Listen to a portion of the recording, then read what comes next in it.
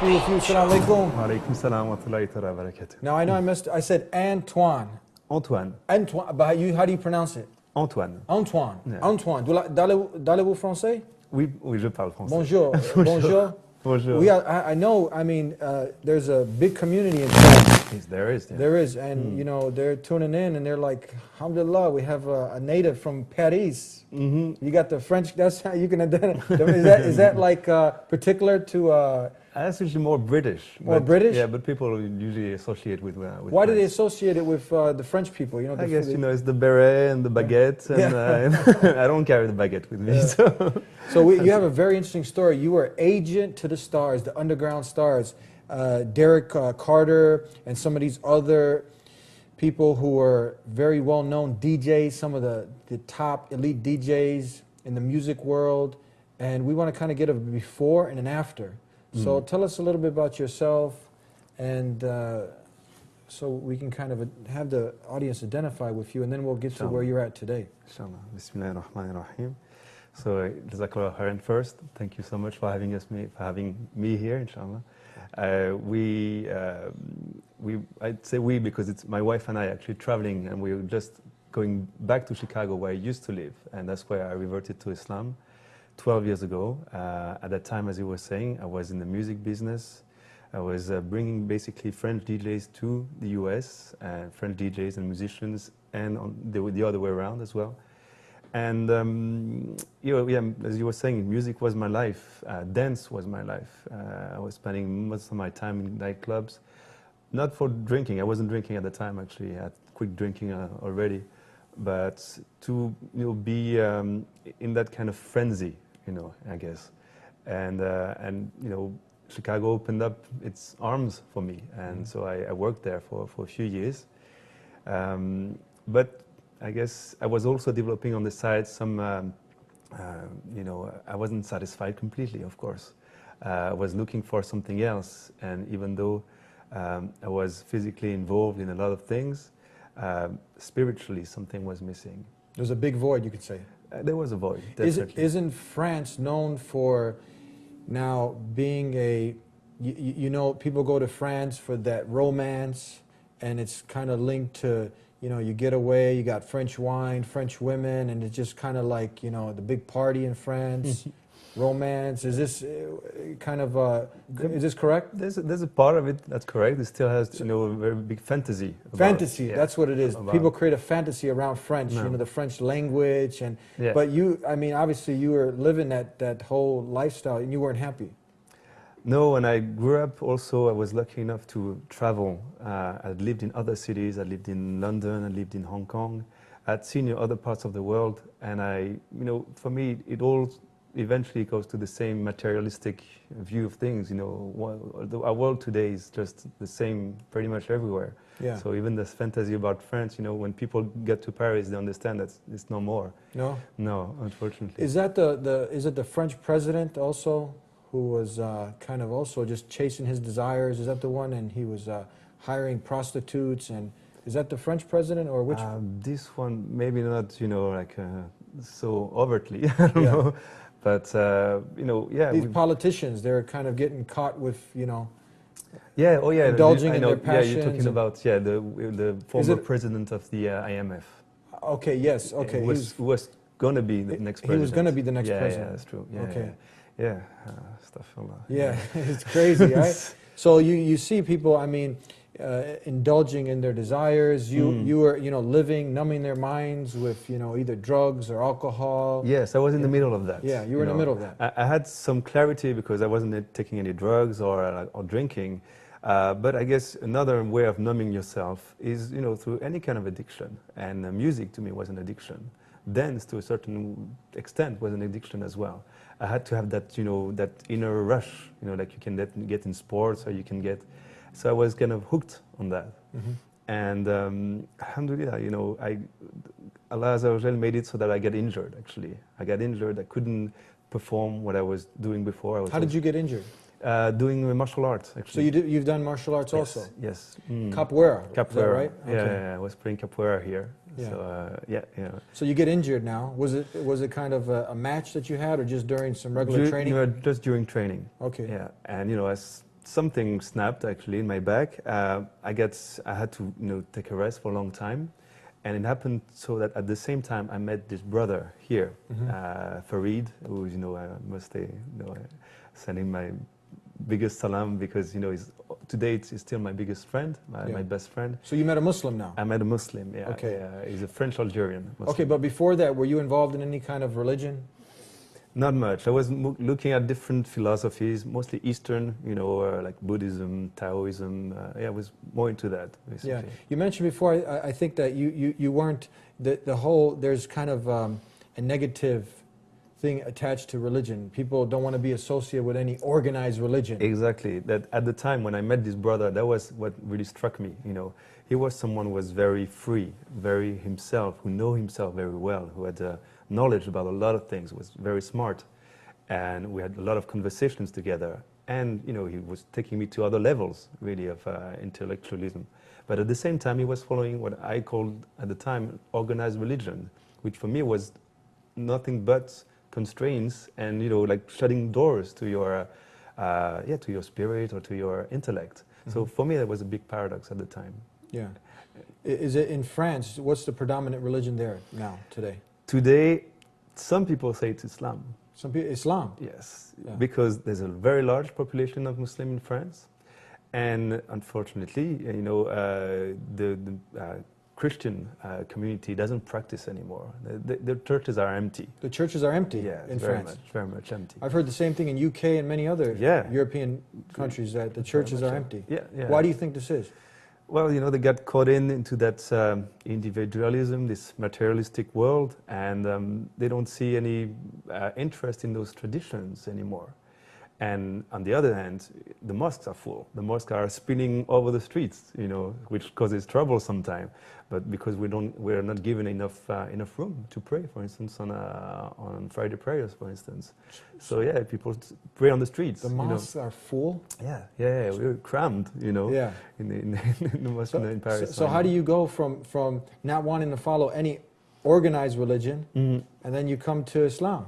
So first, because of that meeting with this brother, that set idea that I had in my mind was slowly changing. I could tell there was something else in Islam that actually provided him with the right basis, the right structure for him to blossom, just in every direction. That's what Islam is all about. It gives us this strong basis, basically. And then on the other side, so that was more like the intellectual side of things, the theoretical, and then I also started feeling very, like different pains in my body. And at the time, I talked about it to this brother, and he said, maybe, Islam can do something there for you as well. And that's where I started actually having ruqya done on me.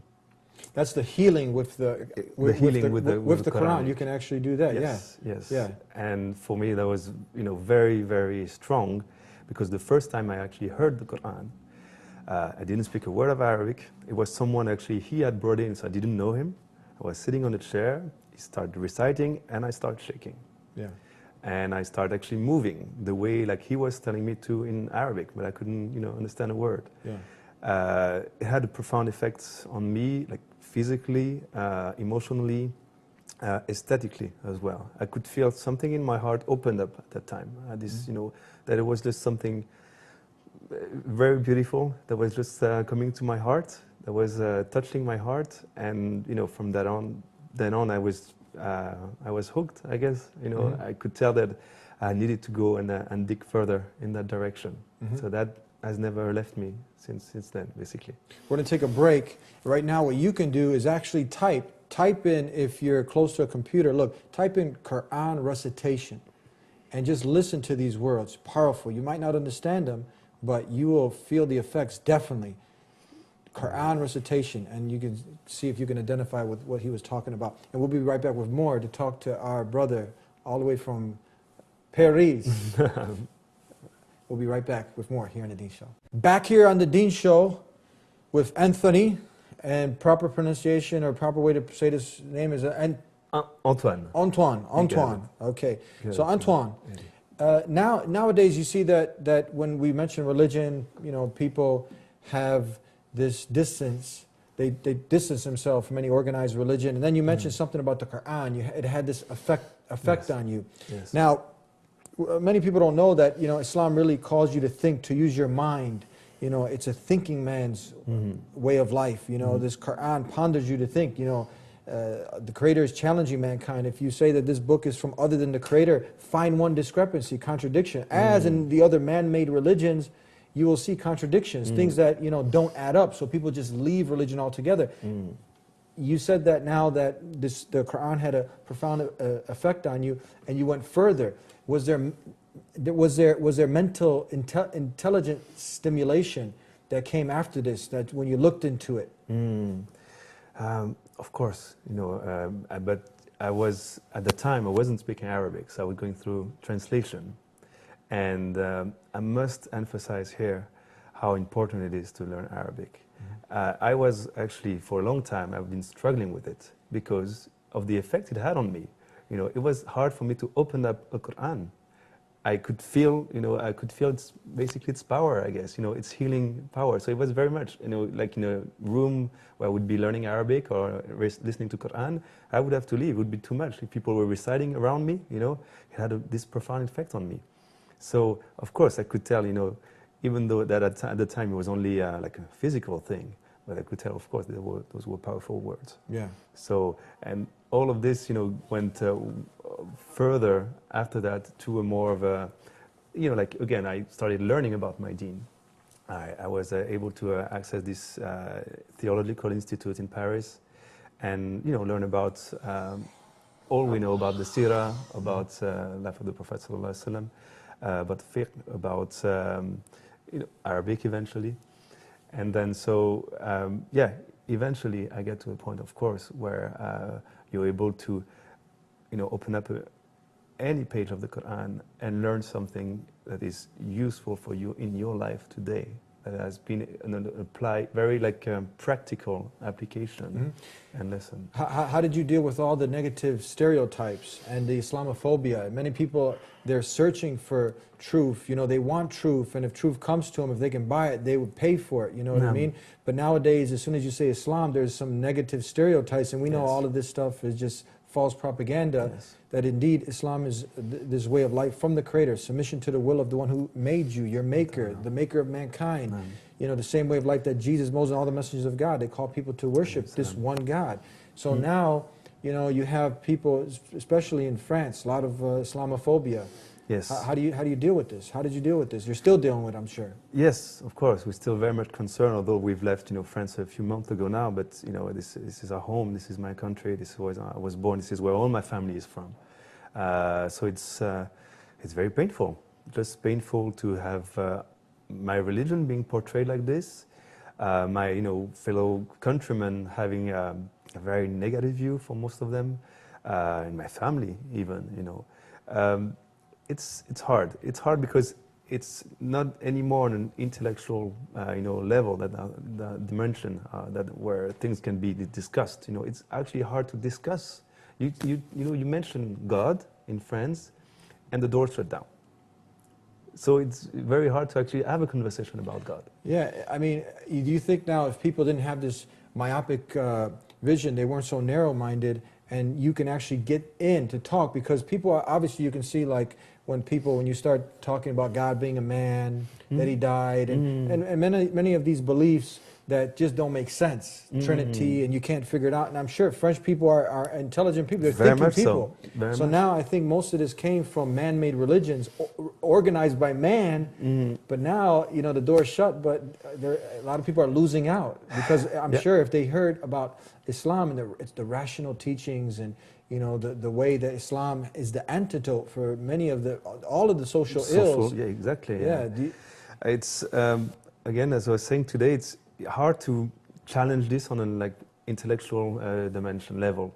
It has to be more for us at first as being, you know, the best examples that we can be. You know, Dawah starts with behavior, with how your character is, and we very much emphasize, you know, our life and our behavior to be the best person that we can be. That allows us to have like further, you know, discussion and go deeper into every people, like, you know, kind of lift off a few barriers that people have, you know, a few that of those gates that they've been putting in front of them. So that's probably right now in France how it is today, I would say, for most people. Yeah. Okay, so now you have all these religions. In Islam, obviously you're going to get the most trouble practicing it. You know, you're going to get the most resistance. So you have Christianity, you have Buddhism, and a lot of times if you practice these, no one's going to say nothing to you. Just go ahead. You know? So why did you choose Islam? You know, that's what I tell all the reverts, I call them reverts or converts that I meet, you know, how can you choose Islam? Have you looked at the news? Did you know, do you know what Islam is? No, it's just, it goes so far beyond that. You know, I guess, you know, a lot of it cannot be explained. You're just taken on this journey. I'm taken on a journey. I don't control anything here. You know, Allah Azza wa Jal actually, you know, brought me here. I was born and raised in a place in France where there's very little Muslim. I couldn't access any knowledge about Islam. I had to come here in the US, 2001. You know, when people hear that, they say, well, you chose your moment and place, you know.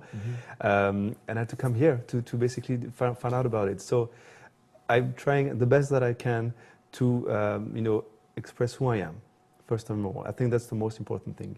And Islam is the best tool, by far, you know, the most perfect and the perfect tool to be who you are on all levels, on all dimensions. And I guess from that on, you know, you can, again, trying to set an example, trying to reach out with that behavior to other people. Of course, not, you know, never evading any kind of confrontation, you know, where both we take part into like interfaith dialogue. We take part in, on the field, you know, I'm a humanitarian worker, so we do meet a lot of non-Muslims that we go and help. And of course they have questions, and of course they'll talk about Islam.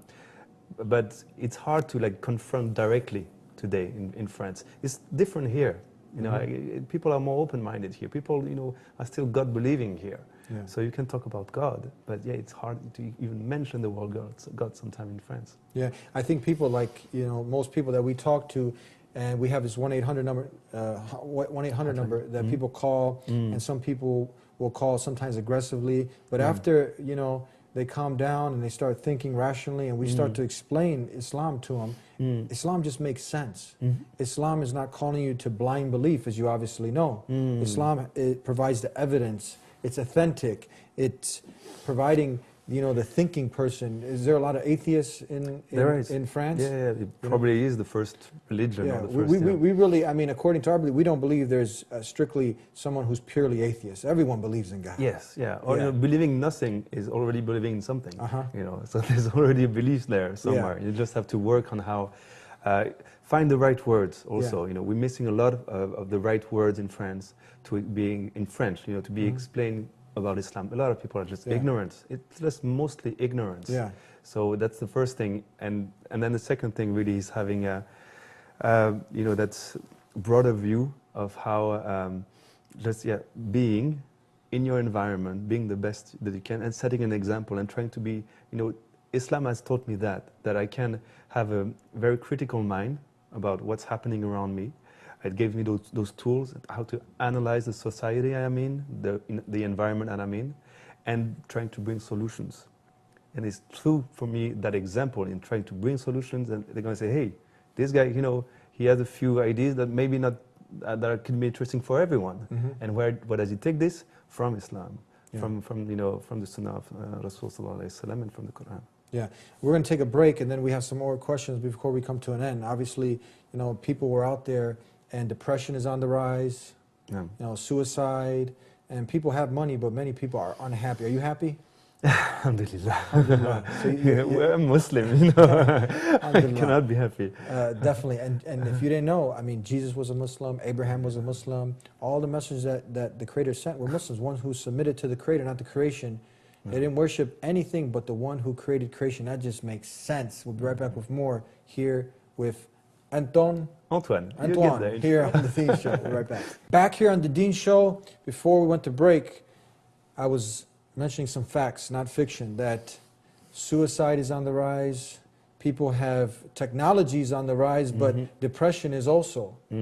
And people are listening to music, numbing their minds, and when you want to bring up let's say, the serious topic, what's the purpose of life? Have you thought about this important question? At that time, you know, you had obviously money, agent to the stars, underground stars. You were, you know, indulging in your desires. I mean, there was a point where you're probably not even, this question, if someone asks you purpose of life, it's far from, you know, I was just, thinking about it, right? enjoying it, I guess. Just enjoying it. Yeah, that would have been it probably. So if someone asks you, look, life is short, just get all you can right now because that's it. It's done. Just, I guess, yeah. what would you say to them?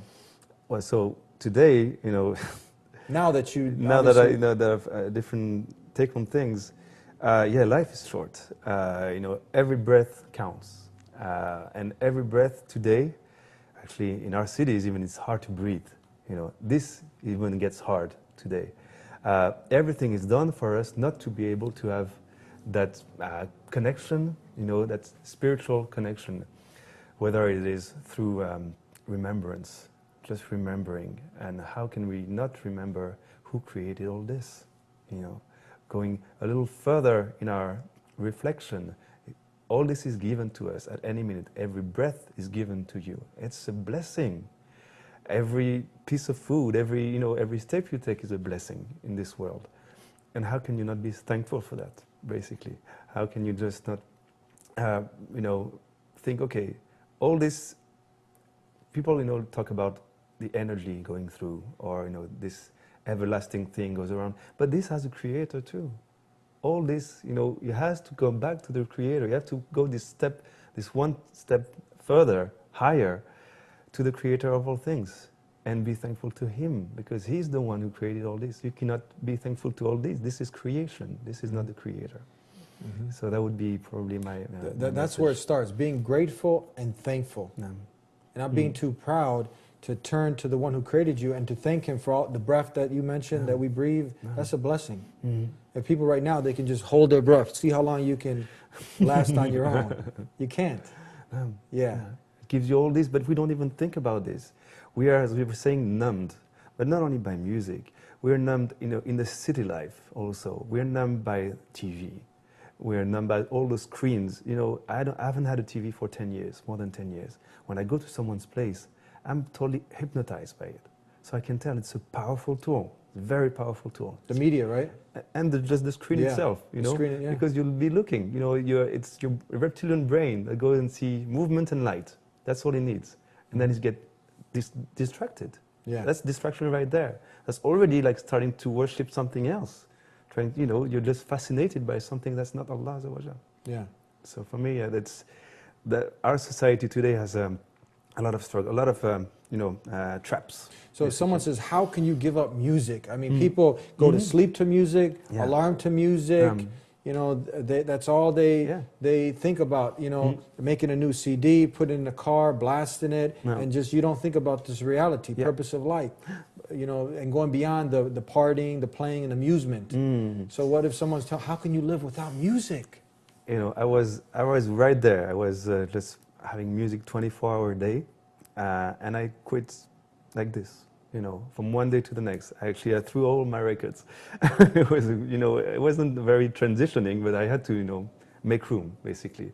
So I did, and you know, alhamdulillah, I feel so much better. And that leads me to just other places now, places where silence is important, you know, where you can hear yourself think, just be able to connect with Allah. That's why we're traveling now, actually. Yeah, you know, a lot of people can't do that. They can't bear to be by themselves because of eternal pain kicks in.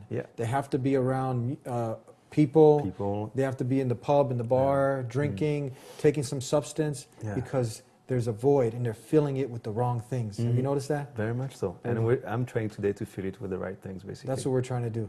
Fill it with what the medicine that the Creator has given us. Yes, you know, it's all around us. It's all around us, and especially in nature. That's my big thing now, is to go the way we're traveling now. So we told you we're on Hajj, actually, my wife and I.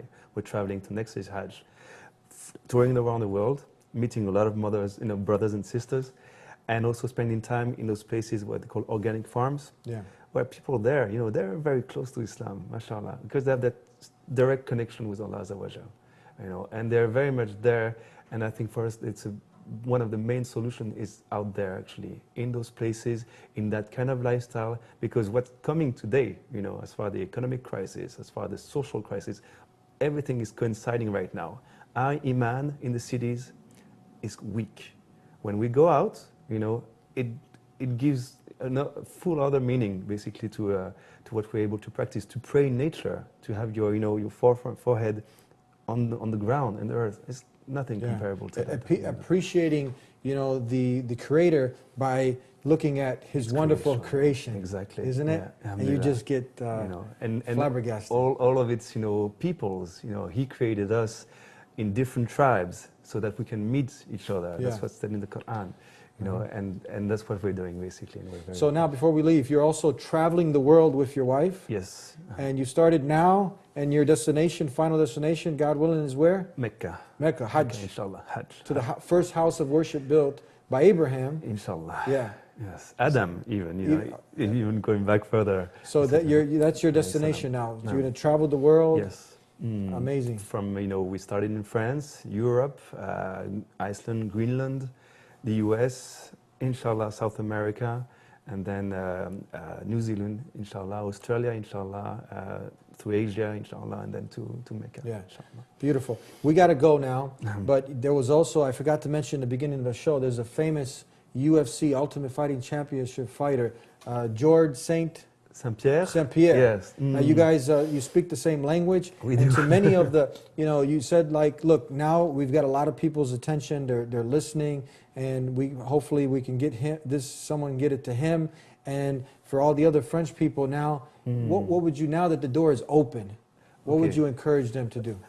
So to In George, French, go ahead. To George, à George et aux autres que ça peut intéresser, Dieu vous a donné cette chance d'avoir la santé, d'avoir un corps et une énergie qui vous permet de faire toutes ces choses admirables et extraordinaires. Dieu est capable de l'enlever aussi, à tout moment. Cette énergie, elle ne nous appartient pas, elle nous est donnée. Et juste avoir cette humilité, peut-être se rappeler ça, se dire qu'à tout moment ça peut partir et qu'il faut se dépêcher. Il faut se dépêcher de se rappeler et de remercier. C'est tout ce que demande Dieu. Dieu n'a pas besoin de nos prières. C'est Dieu qui nous donne l'occasion de se rappeler de lui, pour nous, uniquement pour nous donner la possibilité d'accéder à un monde encore meilleur, Inch'Allah. Beautiful. God willing, that message gets to him and everyone else that understands the French language. Thank you for being with us here on the Dean Show. Jazakallah khairan. Thank you so much. Thank you.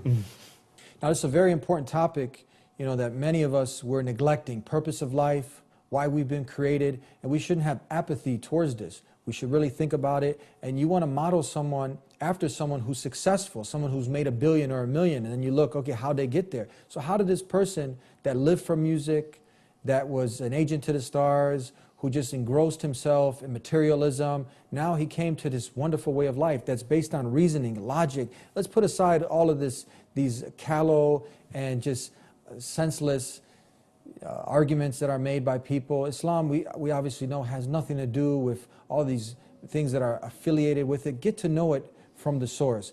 Meet a Muslim, ask these important questions, and really use your mind that the Creator has given you and weigh it out. It's easy to close the door on this, but open the door up and see what's behind that door. Really get to know this way of life that is from the Creator. It's not an organized religion by man or men, but it's organized by the one who created man and woman and everything in creation, the one who created creation. And I guarantee you, without a doubt, it will bring that peace that you're looking for into your heart. It'll be a new beginning, a new start.